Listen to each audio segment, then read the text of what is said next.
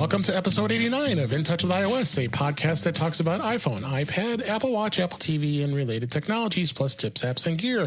I'm your host, Dave Ginsburg. My co-host, Warren Sklar, decided to go on vacation in Aruba, and who knows if he's even going to make it back. So even better, I have my good buddy and fellow podcaster, Chuck Joyner, joining me today. How you doing, Chuck? I'm doing good, but I got to tell you, I'd probably rather be in Aruba. Yeah, I would. I think I might be. I told him. I said to him, he may not be able to come back. I don't know. They might quarantine him with all this coronavirus stuff. So, and he's probably rooting for that, David. If he has any sense, he might be. So I'm sure he'll be listening to this and go, "Yeah, I'm stuck here." But no, let's hope not. But we got the usual stuff to talk about. There's always stuff in the news we could chat about, and throw a couple topics out there. Apple TV, our thoughts of what's going on with that platform, and all kinds of other stuff. We'll just start talking here. So let's go ahead and jump right into the news here. The big thing, obviously, the big topic has been is coronavirus. Unfortunately, it's very sad what's been happening across the world with Italy and China, and especially Italy. I mean, oh my gosh, 12,000 people have been infected in that country. It's just horrible. I'm sure you've been, obviously, we both following it in the insurance industry. So it's just awful, isn't it? Yeah, it's there's a lot of panic out there, and I don't know how much of it is justified. I'm not a physician, so I don't even like to express those opinions too much in public. But the one thing that is certain is that people are very concerned, right? And they're looking for answers, and unfortunately, there doesn't seem to be a lot of really great sources because there's so much conflicting information. So sort of take it for what it is. Yeah, exactly. So, but this isn't a political show, and no, we're not going to talk about coronavirus. So, but we will talk a little bit about it only because this past week there was a great article. Joanna Stern, which is she's a great tech reporter for Wall Street Journal. She did a really fun video talking about should you clean your phone to combat the coronavirus?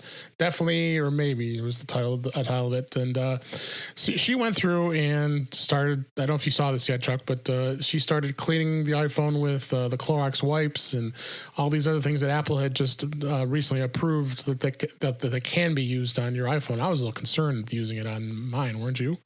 Using those? Yeah, I was a little surprised at this, and Apple has basically given its blessing to certain things to clean your iPhone with that previously they had suggested not to. Yeah, I don't know. This is pure speculation, folks. This is mine.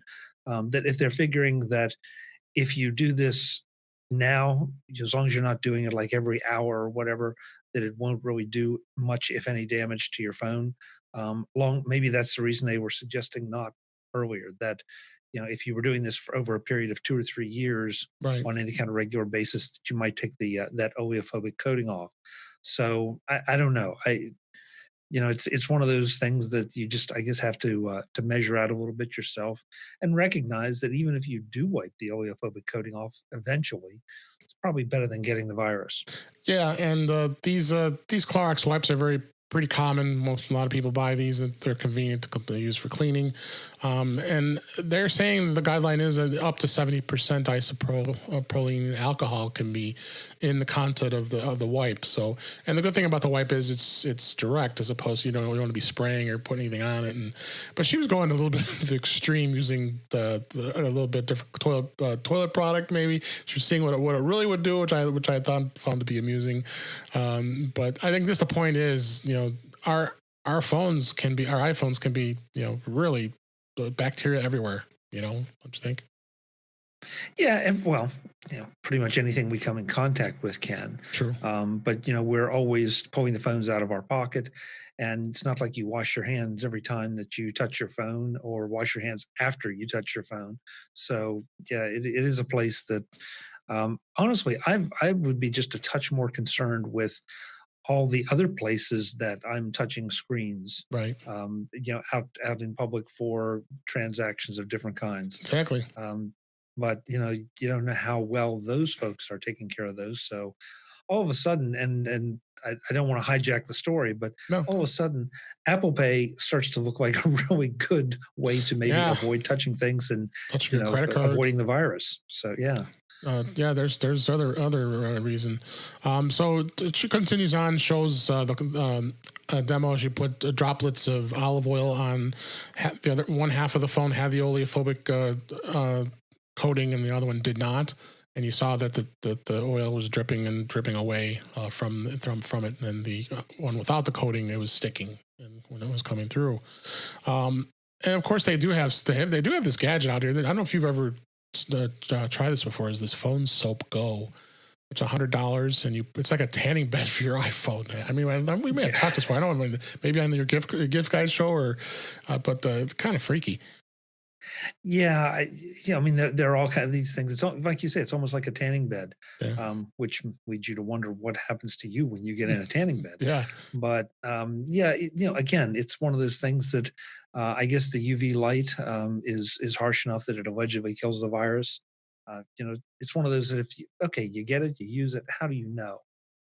But then again, the same thing is true with the wipes. So, you pay your money, you take your chances. And of course, in the article, it says Phone Soap has seen 1,000% revenue growth this year because of the coronavirus, which is not surprising. But I think it being featured in her article isn't going to help hurt either. So I would not be at all surprised that it's completely sold out. I haven't checked, but check out that article. Hopefully it's not behind the paywall. I think this article was open for today, so we'll have obviously a link. You could check that out. Yeah, and also I'm not sure who makes Clorox, but that might be a stock to look at. Yeah, as well as it goes very long. As well as the tool we're using right now as we talk to you, Zoom. I believe their stock has gone up quite a bit because of remote work out there too. So, yep. Definitely. Next article I found was this was on our friends at the Mac Observer. Mr. and Andrew Orr was actually the author. I was unaware of this that there is a list of apps that are actually maintained on Reddit, and I don't know how frequent you are on using Reddit, but I'm not as much, but I should be because there's so much information out there, good information. The list of known apps that use the sign-in with Apple. Have you used much sign-ins using the sign-in with Apple as opposed to like Google or I avoid Facebook one, but. Yeah. Oh, yeah. David, I haven't, and this is one of those that for me, I'm still sort of waiting to see. Yeah. If there's anybody whose app I'm going to use, it's going to be Apple to sign in. But right now, I'm still using my email and my password, and then use 1Password as my password manager. Right, which I do. I feel like that way I'm kind of in control of it. With sending it through the Apple system. Again, I'm about as comfortable with them as I can be with anybody. Right. But it still represents just a little loss of control in my mind. So, that's where I stand on it. I wait and see how far it gets deployed, and let it be in place a little while before I trust it. Yeah, if you look through this list, there's quite a few common, like Dropbox is one of them, and GroupMe, Groupon, Glassdoor, GasBuddy. So there's quite a few have embraced the technology with signing in with this. But I would trust it more so than I definitely would not trust Facebook. I avoid that with a plague, and I'm kind of questionable with using Google. So, but this should be a good thing to check out and give a read of that. So. Well, and one thing I think it's important to point out here, and Andrew does in the article, that according to this, if you use sign in with Apple, the app does not get your email address. Right. And under the method I'm using, it does. And I don't think I'm wrong on this, but somebody feel free to correct me if I am. But I think GasBuddy was one of those that got called out for capturing folks' information without full disclosure. Now that's probably been corrected at this point, but it does point to a reason to use sign in with Apple. Again, if you can get comfortable with it, and if it's deployed sufficiently to the sites that you visit. Yeah. So let's move on. I got the next article was actually on The Verge, but kind of via 9to5Mac. So they all like sharing, and we always share by talking about it as well. So more iOS 14 leaks that have been coming out. They actually broke a big story about all the leaks that they were very legitimate because it actually was leaked from a very reputable source. That the next Apple hardware and some new home screen view is possibly going to be happening here with more details that are coming out. So they're definitely more offering discussions about Apple TV with sounds like they potentially might come up with a new remote, which I think would be very exciting. I don't know if you're very much a fan. I know a lot of people are not a fan of the current Apple TV remote. I'm sure you are not. Yeah, it's okay. I mean, it's like any other remote as far as I'm concerned. It takes a little getting used to. Yeah. I do wish there was a way that I could easily tell like which end is up.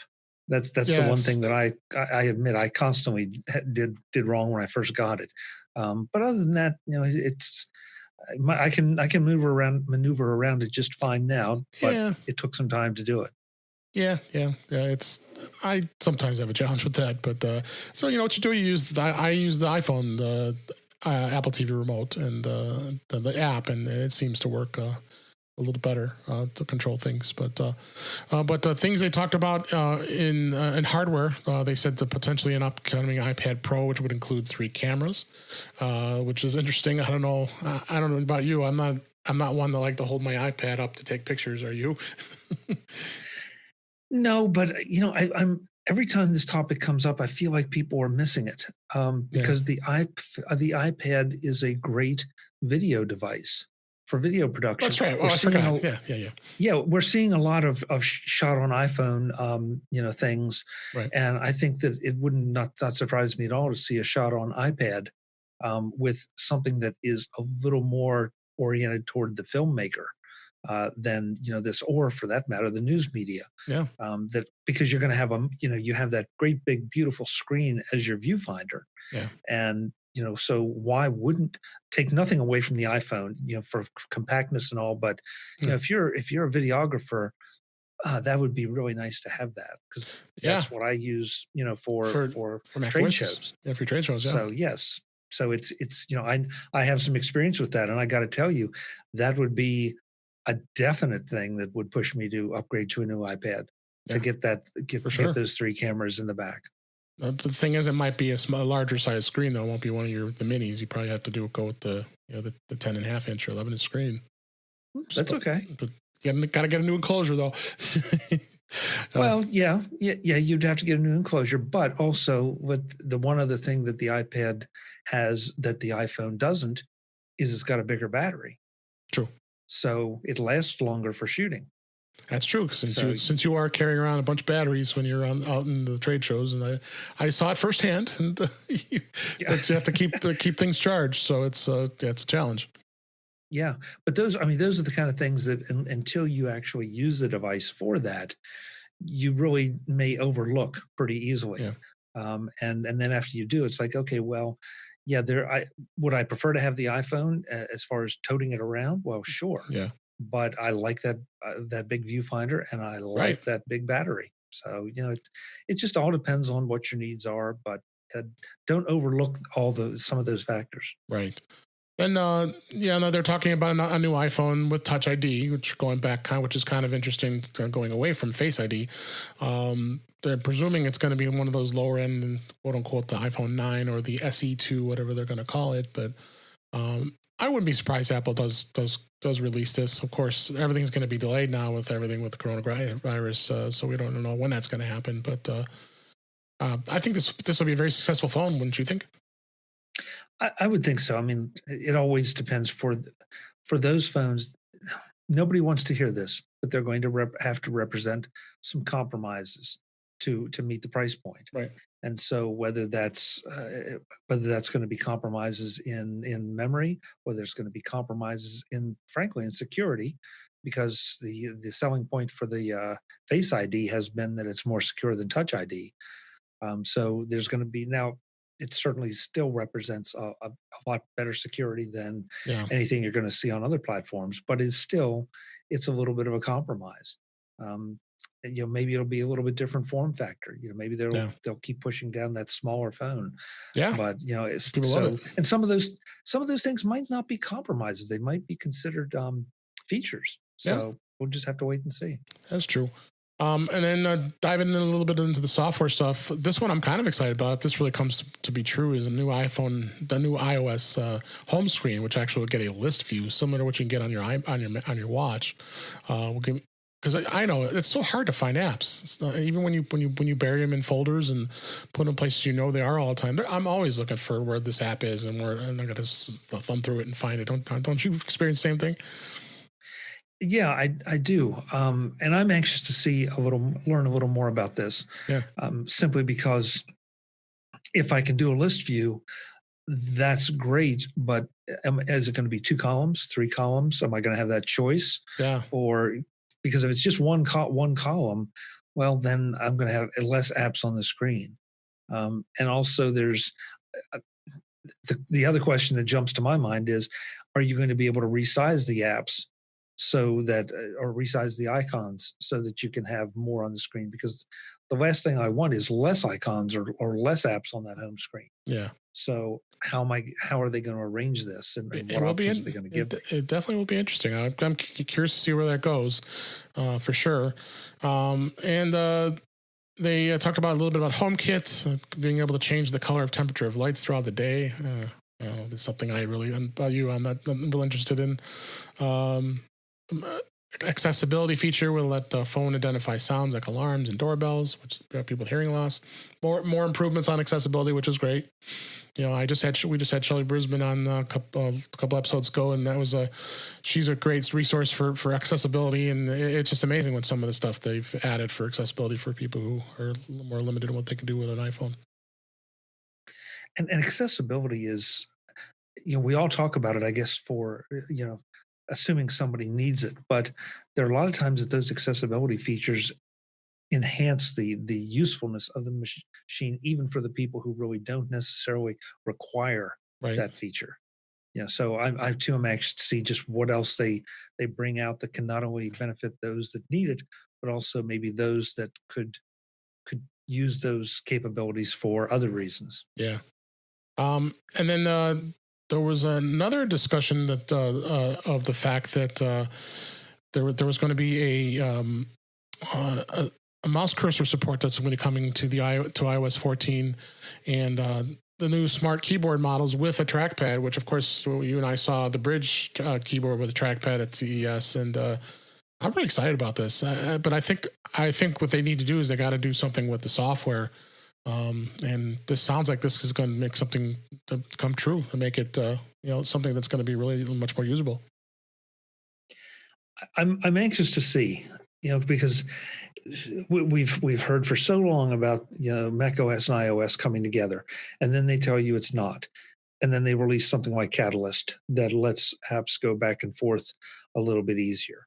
I am not an Apple Pencil user, right? Just because it just never suited my needs. And so would a trackpad on my iPad make it more useful? Well, in certain circumstances, but then again, I'm going to carry a MacBook Air or something similar.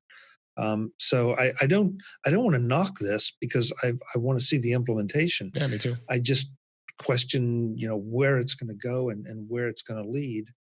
Because the last thing I want to see is my iPad start requiring an Apple Pencil or one of the external keyboards. That to me would make no sense. Yeah, so it's gonna be interesting to see what happens here with that, and we'll definitely check that out. Then this last story, I know this isn't near and dear to your heart because you've had a discussion about it. Apple agrees to pay over $500 million to settle a class action lawsuit about that infamous secretly throttling older iPhones. They went through and I just love these class action lawsuits, and then we'll have a nice debate here in a second, but it included the iPhone 6, the 7 SE, and anything that was running iOS 10, 12, 10.2 or 1 or later, and you'll get a whopping $25 worth going through all that aggravation, right, Chuck? Are you going to turn me loose, or should I Yeah, just say I yes? am going to turn you Okay. loose. That's why I left this for last, because I knew this would be a good conversation topic. Well, I look at $25. $25 is not worth the time it takes you to fill Right. out the paperwork. Hmm. And the worst part is that you are feeding into the lawsuit mentality. And Right. I'm not being greedy here. If I felt like there was an honest to God uh, amount that I could be compensated for if I were truly wronged, and that's a whole separate discussion. Right. But if I were truly wronged and can get a significant amount of money out of these class actions, okay, maybe. But it doesn't happen. It's always this 25, 35, maybe, oh my God, $100, Yeah. And what the hoops you have to jump through, well, some of my best friends are attorneys and they're credible attorneys. Yeah. The people that are pushing these things, I have a real problem with, because it feels more like lining their pockets. And, there are all kind of notification services. There's Right. so much overhead in these lawsuits, and everybody's making out except the people that were allegedly wronged by the suit. Um, it, it just, they're they're the ones that are getting the least amount.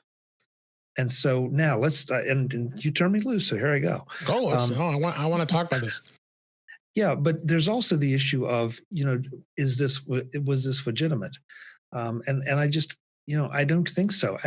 Apple made clear, if you go back and read the details on this, Apple made it clear about this. It was not a surprise because people didn't read it. They didn't know about it. Right. But that galls me too, that somebody passes judgment like this and all of a sudden Apple has to shell out this money, and most of it's going to go to the law firms anyway, not to the people that allegedly were harmed, and I don't think anybody was. So Right. yeah, this story does raise my blood pressure a little bit. Not that I wanted to do that, but I think that this was an important topic to discuss, because I'm tired. I'm kind of tired of some of these frivolous lawsuits. That I mean, if it was a substantial amount that they got, and then good for them. They were able to pull it off. But to waste people's time, 500 million, but you're dividing it up by millions of people. It's just frivolous, honestly. Yeah. Yeah. And again, I have stressed, for the people that signed up for it, if you were really wronged, oh, okay, but I just don't see how you could have been. And for what you're going to get back for it, you've just encouraged that next law firm to start gathering up a class for that next perceived slight. And that doesn't do Apple any good. No. It takes up time, money, and resources. And I know Apple has all the money in the world. That's kind of not the point. Not the point. It's just silliness, honestly. Like you said, waste of time. Well, that's that. Through another story in here, Apple Music signed a new multi-year deal with some of the world's largest record labels, which isn't surprising, but it's good. It's good to see that Apple Music has really become. I'm been very impressed with some of the things that they've been doing in Apple Music. So this is on Mac Rumors. They secured new deals for songs from major labels like Universal Music, Sony Music, and Warner Music, and those are the big three. So artists like, of course, Taylor Swift and Lizzo and Adele and others will now be able to stream online. But I've been very impressed with what Apple has done with Apple Music with their playlists, and they have curated playlists, which I really like, because you can go in and look up a topic that you're in your mood for, and they have a playlist for it. And I don't know if you've tried this recently, but it is really cool. Yeah, I tend not to use Apple Music that way. Usually I know what I want to listen to, or I've curated my own playlists. But it's very, very seldom anymore that I go and try to look up something and it's not there. Yeah. And that's one of the biggest issues, because I tend not to have necessarily mainstream tastes.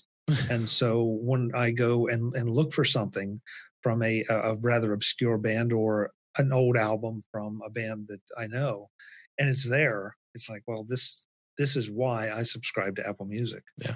Yeah, they have all those bands that are kind of obscure, you're not going to find. So that's what I like about it. It's getting better and better, and I find value in it every time. So kudos to them for doing that. It's just a great thing. So anything else that you think of that's been in the news to you that has been out there? Not off the top, David. Right now, and again, we're not going to dwell on it, but the coronavirus has been taking up so much It has. bandwidth in so many things. I think that I will say that I think Apple has a great set of products for those who need to work at home. Right. Whether that's an enforced thing or a self quarantine kind of thing, that you can very effectively work with a Mac or an iPad and an iPhone from home, just with some of the Apple services and a few third parties thrown in. Yeah. And so you can be you should be out there telling your coworkers Yeah. this that Apple makes great this is products. why this is why you can be as effective as you are, is because you're using a Mac, an iPad, an iPhone, Yep. and all the rest. Well, with the coronavirus, it's good news that it looks like the China stores are going to actually be reopening this coming Friday as we record this, which is good news. I'd like to see things start to come back to somewhat normal. I don't know, it's going to be a while before that happens, but and then you have things like some of the filming of the morning show is on hiatus due to the concerns of the virus, which is not surprising. So you're hearing a lot of that too, and Apple's doing the same thing. And Apple has been very generous by donating to folks who are less fortunate to help them get past with this virus. So it's good stuff. It's good stuff that's been happening with that. So. That's right. I was going to talk about this article too. Is they're expecting AirPod shipments to surge at 50%, to have 90 million AirPods in 2020. That's phenomenal. I mean, when you and I both use AirPods, these AirPods Pro are amazing. I mean, I'm absolutely in love with these.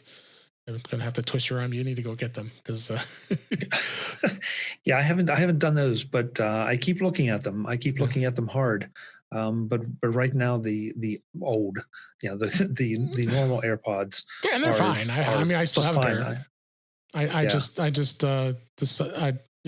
I'm the early adopter, of course, and want to be able to see the new stuff, and the noise canceling is just amazing. I've talked about it before. That in itself you should consider with these. So, yeah, if you look back, I mean, it's fascinating the skepticism that even some of us diehards approached the first generation AirPods with, and once we tried them, we were converts.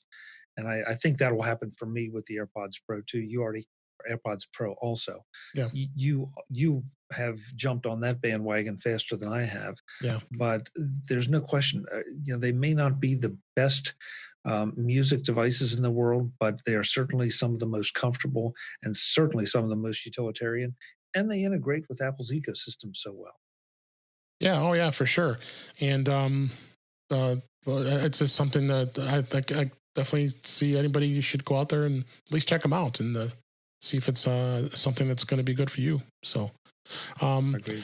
So carrying over one product that I had talked about when I came back from CES, and you of course interviewed these folks on your show, Scoshi, and Scoshi has come up with this BaseLink charging base, and I was blown away about it when we were at their booth. And what was your initial thoughts of this product before once we saw it?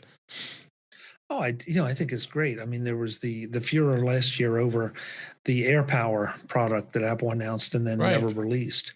And so, a number of third-party vendors stepped in to fill that gap with variations on it. And this, I can't say that the design blew me away like, oh my God, it's the most beautiful thing I've ever seen. Well, no, I mean, but it's concept. Yeah. Oh, yeah. But I mean, that's it. It's very utilitarian. It does the job.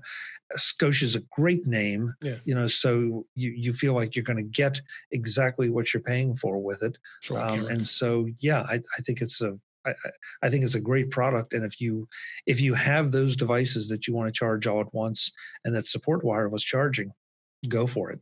Yeah. Oh, yeah. And that's the thing. And I talked about this during my Apple user group, special interest group meeting the other day, because I did a demonstration with this, and it says, well, why would anybody really want this? Because it's something that, I mean, like me, I have all these products. So I have an Apple Watch, I have an iPhone, and I have an iPad. So, but families may have multiple iPads, multiple iPhones, and and you may want to integrate something like this and have it all in one place, because everybody has bundles of cords and lightning cables and charging bricks everywhere around their house, right? Oh, I know I do. So the nice thing about this thing is this one I have in my hand, but I've put a link in the show notes to their site. This actually sold at the Apple Store, so you can go to Apple and buy it online or at the Apple Store. And it comes with three modules. It's the wireless Qi charging for the phone. It's got the little thing for the watch, so the watch will charge on that as well.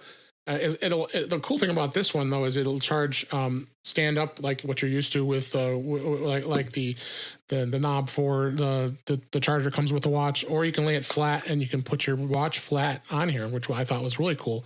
And it charges, which is great. And the third section is actually for iPad, but you think iPads are pretty big, so you're not going to have a specific place to charge those. But the nice thing is it has three dividers in here, and you can put up to three different iPads in here. It has a power device charging, which is the USB-C plug, and that charges, I think it was around 18 to 20 watts, so it's going to charge the iPad a lot faster. You can get a USB-C to Lightning if you have an older iPad and be able to plug into this too, which is great. And I've tried that; it works awesome on a new one. And then it's got the two standard charging 12 watt plugs to USB-A connectors, so the iPads that are still using the old one. But I really like how you can take it apart. It's modular. You can add additional ones. I think you can only add maybe up to 4 or 5 because it's based on power. You're going to start causing a little bit of power issues. But no, I think it's a great product. Yeah. Yeah, and again, if you have the need for it, this is a company that has a great reputation. So, there are a number of great reputation companies out there, and this is one of them. Absolutely. So that's that, and then next topic I want to talk about a little bit is Apple TV. Apple TV, I think, really is in a tough spot right now, in my opinion. They have the 4K version, and they haven't come out with any new stuff in a while. There's been rumors that they're potentially going to come out with new based devices, but with the advent of the Apple TV app, and they're including it on almost every of the latest smart TVs and even on other smart devices. I'm curious to know what you think. Is Apple going to continue to make this device, or are they going to make something inexpensive? Well, it's a good question, David, and I think it depends on what the device is supposed to be. Yeah. If it's supposed to be just a set-top box to consume video, then there may be no reason to produce something, great. Certainly, the Apple TV interface has improved over time. It still has a few challenges. But I find it to be a very pleasing interface. Mm-hmm. I like it better than most of the other interfaces I see. For a couple, just in appearance wise, it doesn't seem to be crammed the way some of the others. And I'm not going to pick on anybody's interface because No. they all choose to do what they do. Right. That said, and of course, there's been a lot of discussion. Will the Apple TV turn into more of a gaming device? Now with Apple Arcade, I think there's a distinct possibility that could happen. But then you have issues of, okay, we have to start supporting all the controllers for some of the more sophisticated games. Or could you turn in fact, I'm not even sure because I'm not a gamer, but Either. I think at some level you can turn your iPhone into a controller for some of this. Yeah, I think so. And but the reason I say that is I compare it to like the Amazon Fire Stick. You can pick one of those up for $30, and it does basically the same thing. And they do have 4K versions of that, or the Roku. I mean, the Roku is very popular as well. I mean, have you used either one of those products? Yeah, actually, I have an Amazon Fire TV, and I also have a TV that is based on Roku, and they're different experiences. It takes a little while to get used to them. I kind of want to stick a Fire TV stick into the Roku and see what happens. See if the whole thing explodes. Yeah. That's right. But again, it's different interfaces, different objectives. Amazon's obviously wants to push you toward their programming, and make it exclusive, but you can get other things on it. And the same thing with Roku, and frankly, the same thing with Apple. So it almost, in my mind, which one do you want to be front and center? Figure that out, and Right. then figure out, as long as the platform of choice offers you the other things that you want as secondary and tertiary, then it's the. I guess the good news, the consumer kind of wins here because there's not a bad choice out there. Yeah, that's the thing. It just There really isn't. There's Yeah, I will say that I use my Apple TV for better or worse as much for sending things from my iPhone or my iPad up to the TV as I do for just pulling content directly from it, and that's not something I think that the others do quite as effectively or smoothly. No, yeah, that's absolutely true. So I'd be curious to see where this market goes because it's going to definitely be something that is continuing to evolve. And by Apple putting themselves into pretty much every smart TV that's out there, I mean, it's going to get a point that do we really need it? I'm on the cusp now as far as content goes. I'm a sports fan. I like the Chicago Cubs, being in Chicago. Well, the Cubs decided to get their own network put together, the marquee baseball network, which of course they're not playing baseball right now because of the coronavirus. But the point is, this channel is not currently on Comcast, who's my provider, which is also 50% of the market in Chicago, which is crazy. So you got to decide what service are you going to go with, because they've signed up with AT&T, they've signed up with WOW, which is a regional provider for cable, and then they're also on DirecTV, which is Dish, which I refuse to put a dish on my roof, but they're also on Hulu TV, and okay, so now what do I decide with more content? There's just so much content out there, I'm getting crazed of what I've been paying for. I'm sure you're in the same boat. Yeah, I am, and there's got to be a consolidation at some point. It really has to be. I mean, I admit to being a bit schizophrenic about this because at one moment I know there has to be a consolidation, but the next moment I'm still fighting back against the bundles of any kind because the bundles so often include things Right. that I don't want, don't need, and unfortunately, sometimes most of the time, I'm not going to. I'm not quite as strong about this with the online offerings, but certainly in the cable offerings, they insist on giving you all of the all the ESPN sports networks. All 500 of them, whatever. Yeah. It's the way it seems like, and that's the majority of what you're paying for. And so give me a non ESPN bundle, right? And let me see what's in it, and I'll take a hard look at it because I literally never watch ESPN.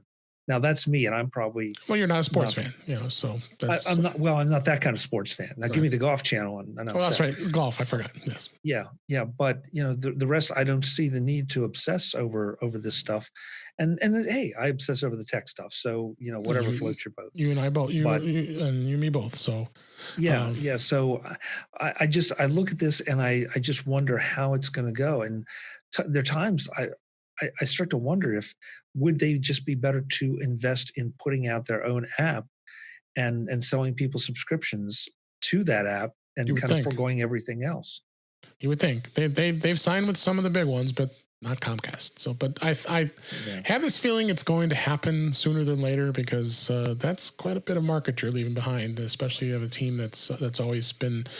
Back in the old days when WGN, the Superstation, was around, everybody watched the Cubs because it was available all over the country. So, then the same thing with the content. Like you're talking about bundles, Disney Plus, and you can bundle it with ESPN Plus and on Hulu, and pay like a flat rate. And I'm doing that currently, but I'm just kind of questioning why am I doing that when I may look into potentially if they don't come around with the Cubs, I would just turn around and say, what, see you later, Comcast. I'm going to cut out a lot of the stuff that Hulu Live TV offers, and I might just subscribe to that instead.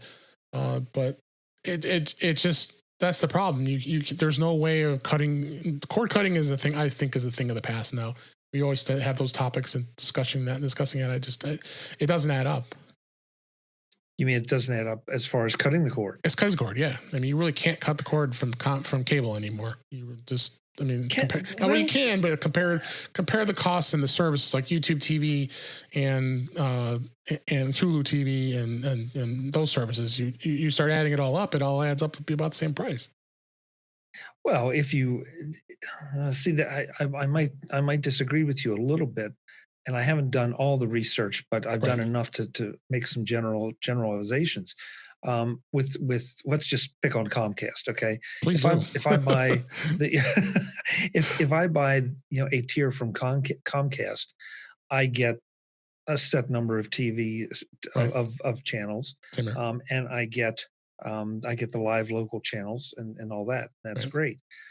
Right now, if I get YouTube TV, I still get options for live channels, and I get pretty much all the networks.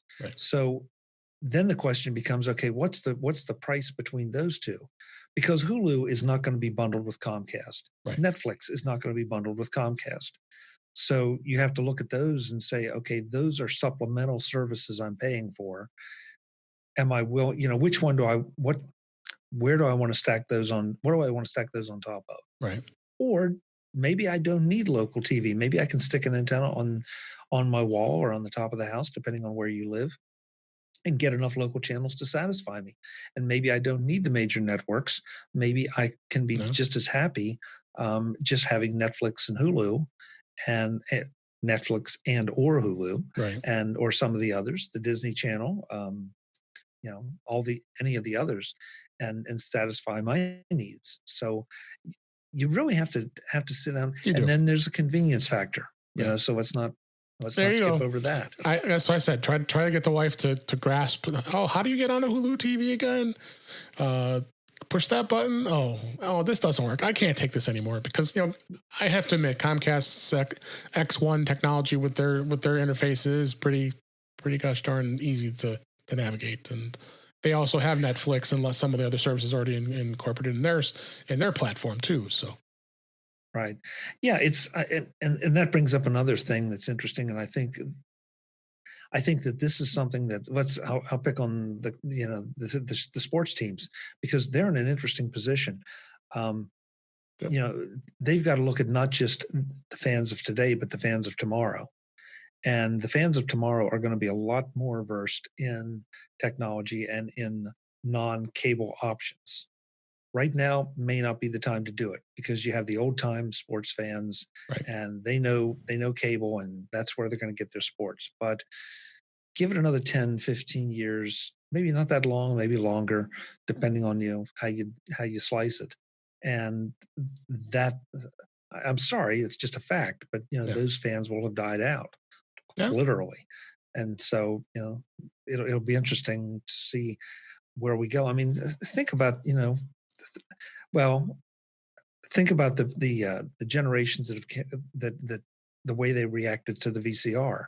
Right. I mean, there were generations. And I'm sorry to generalize, but it's the way it is. But the people that were just a little bit older then, they couldn't even set the clock, let alone figure out how to program the thing. 12. 12. Yeah. And but so you call the kids over and say, okay, kids, how do you work this thing? And it was intuitive to the kids. So I think the same thing is going to happen down the road. Yeah, and being able to consume it on an iOS device like an iPad or an iPhone is awesome. I mean, I do it all the time. I've got the 11 Pro Max, and I'll sometimes have a dinner and a quick way to consume it without having to go grab my iPad. And easy to consume it, and that's the other great thing about our devices too. So. But anyway, let's move on to another topic here I wanted to throw out there. Using your iPad as a second screen. There's lots of options out there, and Sidecar came along to being on Catalina just recently when Apple released that on the Mac. Have you tried to utilize that at all on your Mac and using it as a second screen? Yeah, I've used Duet and I've used Sidecar. I love them both because I don't think that you can ever have too much screen real estate. I have to admit I am not a regular user of it, not because it doesn't perform, but because if I have my iPad open, or beside my laptop or my main Mac or whatever, I'm usually running an iOS app on that. And so, it's a different kind of multitasking. And Hmm. also, for better or worse, and this doesn't apply to everyone, but I pretty much have at least a two screen setup anywhere I go, Right. yeah, home or office. So I don't need yet that third screen. I can utilize it if I find a need for it, but usually I have enough screen real estate and can run a separate iOS app. It might be my email, might be messages, might be something like that that I just have open, as part of the production environment that I create around myself. Yep. The other one, I don't know if you've tried yet, is Luna Display, and that is amazing in the fact that it actually utilizes a Mac to extend it to another display besides just the two Macs. You can make it into a third display by plugging that into another Mac and using that Mac as a screen if you have two Macs. So I don't know if you've tried that, but it's really cool. I have not, and I want to look into that because I think if it works far enough back with older models, and this I have not researched this at all. Yeah. I've read the reviews and but I can't say I memorized them. But it would be a great way to repurpose a second older Mac Yeah. just for its display, Right. and add a whole lot of productivity capabilities. Especially if you have an iMac that's already got a screen that you could utilize that too. Yeah. Have you used the Luna display? Yes. Yes, I do have it, and Okay. I've been using it with a Mac Mini that I have, which is I tried it on I believe I had a MacBook Pro 2014 13-inch, and it worked okay on that one. Um, the Mac Mini 2018, the latest model, worked flawlessly. It was beautiful. So, but I've not tried it again. I believe they have the adapter as a USB C, so I can't remember if there was a USB A version of it. But at first when that came out, and then when Apple released Sidecar, everybody thought, oh, Luna Display is going to get Sherlock, and sure enough, no, they innovated by updating the software by allowing it to be able to extend to a third display using another Mac. Yeah, I'm just wondering how far back in the iMac line, whether it's dependent on the hardware or what the the most recent version of the software that any given iMac can run. Yeah, That's something I need to look into. yeah. So that's that with that topic. I wanted to talk about Macstock a little bit. I don't know if I think you got the newsletter like I did that Mike Potter has already put the website up. It's updated. Macstock 2020 is alive and well, and there's some great discounts out there. Did you see that? I did. I did. I went ahead and got mine when he did the triple early bird sale or whatever, back Black Friday sale or Cyber Monday, I guess it Oh was yeah, it was technically. that Cyber Monday. Yeah. Yeah, yeah. So, but yeah, I know Mike has already solicited speaker proposals and he's working on all the details. And Yep. But I just, I'm, what we've talked about it a million times before, David. yeah. It's just one of the most fun weekends of the year. It is. It is. It is July 25th, 26th this year. Hopefully, everything will be gone and forgotten with coronavirus at that point. But I want everybody to go out to that site now. It's Macstock conferenceandexpo.com/register. And if you go there right now, he's got it discounted from it's $259 is normally the 2-day pass. It's down to $189. That for what we got to do for those 2 days is just that's just so cheap. It's crazy. It's crazy. Yeah, it is. And then don't forget the fact that you get two very nice lunches Yeah. out of that deal as well. So that just makes it an even better value when you start looking at that. Yep. No, it's a great conference. That's how you and I met many years ago. We're on the 6th year now doing the show, and yeah, he still that's thing is deciding on the speakers. So far, we're waiting to hear back to see who he's decided on for this year, and there should be some good topics regardless. And I can't wait. It's always a lot of fun, and I always get to see everybody too. Checking that out too. So check that out.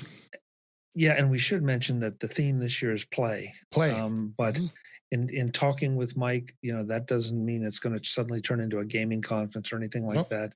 He's challenged all the speakers to talk about what play means to them, And so I think that's going to be really very, very interesting. Yep. I came up with something smart. So yeah. Yeah. So it's gonna be fun. There's no question about it. And speaking of a conference, I just thought of this. I'm sad to hear that NAB got canceled because of the coronavirus. I know that's a show that you really enjoy going to each year, and it was kind of a shame that happened. Well, it's a shame, but I have to admit to a certain amount of relief. Yeah. And sorry, folks, but here we go, the coronavirus thing again. I wasn't as worried about the coronavirus as I was, the idea that a lot of companies were pulling out. And so, what starts as a trickle becomes a flood. And the last thing I would want to see is, go to an NAB and have the show floor, 3/4 empty. Right. Because people decided not to come, and then they decide, well, I won't go next year because this wasn't great last year. I think this was probably a good decision to make. Yeah, it was. So that now, and also just to be deadly accurate, they've advertised it as postponed. Is it postponed? Okay. They're going to be. Yeah, they're looking at later dates. Allegedly, they're looking at later dates in the year, assuming the coronavirus thing disappears and all.